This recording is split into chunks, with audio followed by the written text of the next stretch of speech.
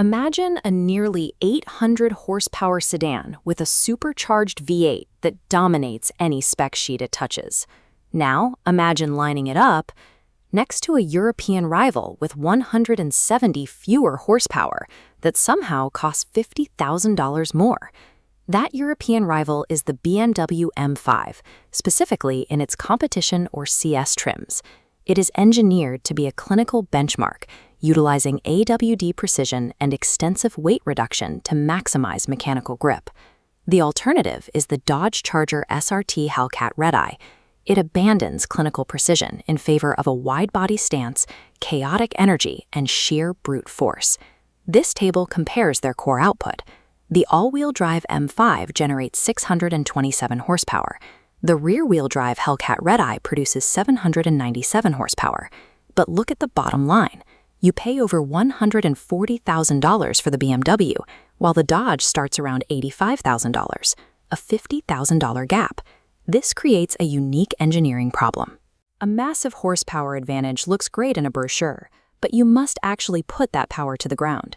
To find out if BMW is simply charging a $50,000 traction tax, we need to see what happens when the rubber meets the pavement. The easiest way to test traction is to line them up at a drag strip from a dead stop. BMW equips the M5 with its MX Drive all-wheel drive system. It calculates exactly how much grip each tire has and routes the power accordingly for a rapid, clinical launch. This graph playing rapidly on the left represents the M5 hitting 60 miles per hour in as little as 2.7 seconds. The Hellcat's line looks entirely different.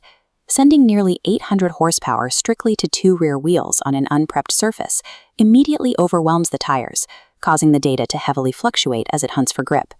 Once the Dodge finally hooks up, it records a 0 to 60 time of around 3.5 seconds. From a dead stop, mechanical traction easily defeats raw horsepower, but the rules of physics shift entirely if you remove a standing launch from the equation. At highway speeds, overcoming initial inertia is no longer the primary hurdle.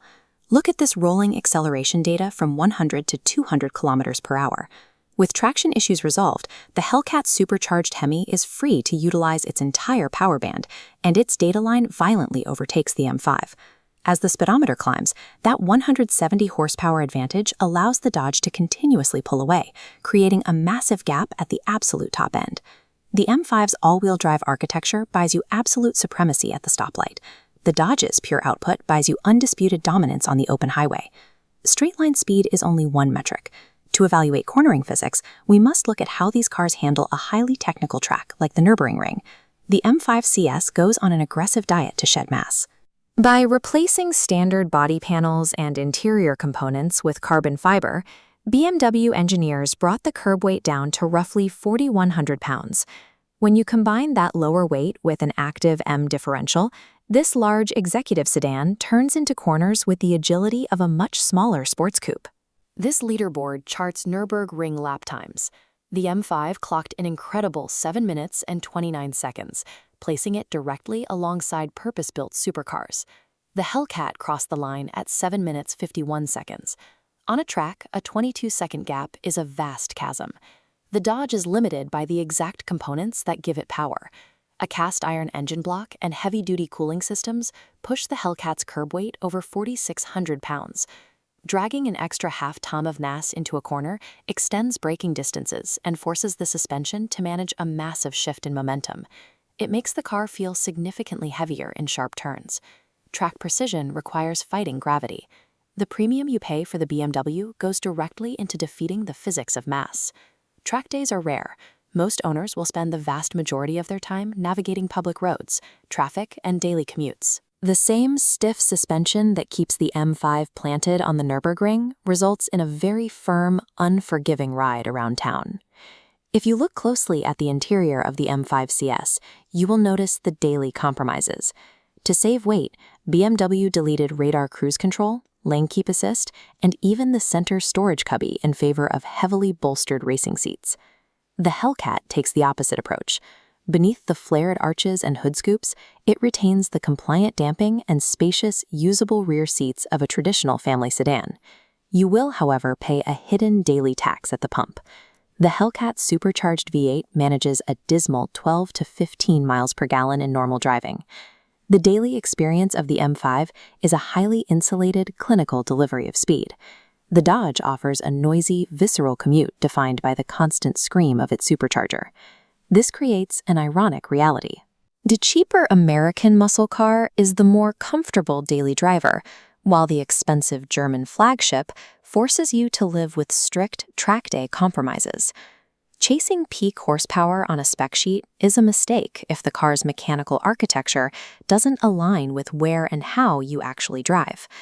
This decision matrix maps out the choice. The vertical axis represents budget, spanning from value focus at the bottom to a budget-agnostic approach at the top.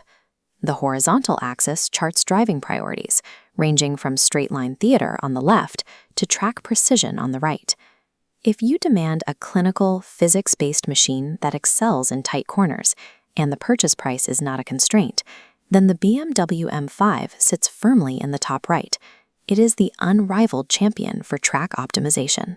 But if you prioritize visceral drama, high-speed rolling dominance, and keeping an extra $50,000 in your bank account, the Dodge Charger Hellcat Red-Eye owns the bottom left quadrant.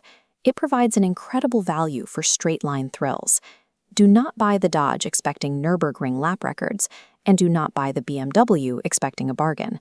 The true super sedan is the one that translates its output into the specific thrills you prioritize, regardless of which car has the higher peak horsepower on the page.